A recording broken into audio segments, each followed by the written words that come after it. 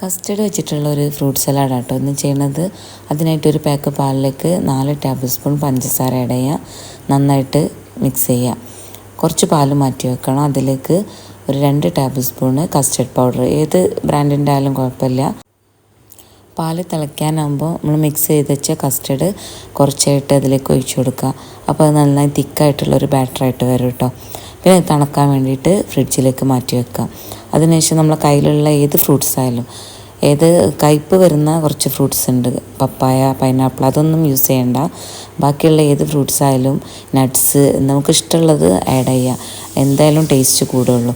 ഞാനിപ്പോൾ ആഡ് ചെയ്തത് apple, mango, അനാറ്, പിന്നെ കുറച്ച് വെള്ളത്തിൽ കസ്കസ് ഇട്ടിട്ട് അതും ആഡ് ചെയ്തിട്ടുണ്ട്.